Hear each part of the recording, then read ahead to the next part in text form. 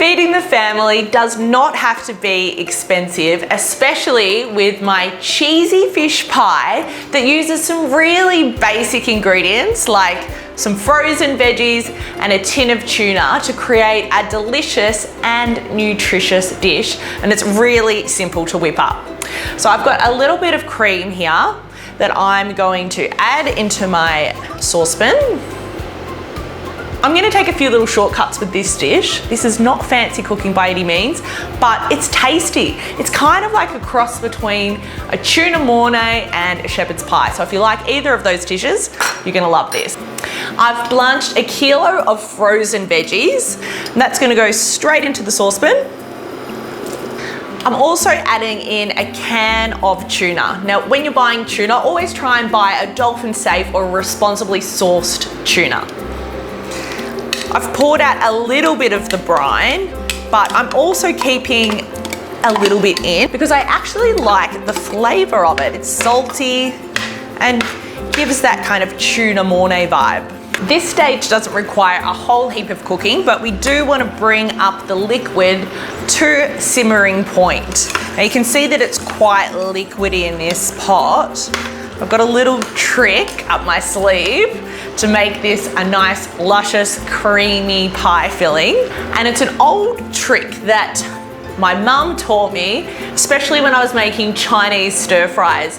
And it's a few teaspoons of corn flour and a little bit of water to make a corn flour slurry. Now you just give that a good mix until it's well combined. And this is getting hot now, so it's the perfect temperature to add in our corn flour slurry. And in no time at all, like magic, we are going to have a nice thick filling. Okay, that's come together quite nicely. At this point, you can season your pie filling. Got a little bit of pepper, a little bit of salt.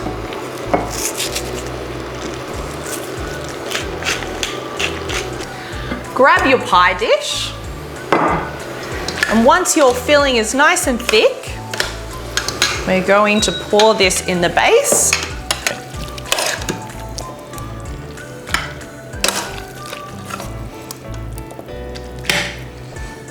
The topping for this pie is a little bit different. Of course you could use mashed potato, but I've steamed a cauliflower and then I've blitzed it in my blender with a little bit of cream, and I'm gonna fold through, of course, some cheese. Yum, yum, yum. Using cauliflower just lightens up the pie. It's not as heavy as mashed potato, but of course either will work.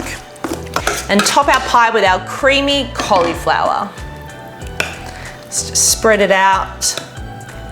And you know what I'm gonna say next, don't you? More cheese. We want a nice golden coating. Right, this can go in the oven for around about 15 minutes.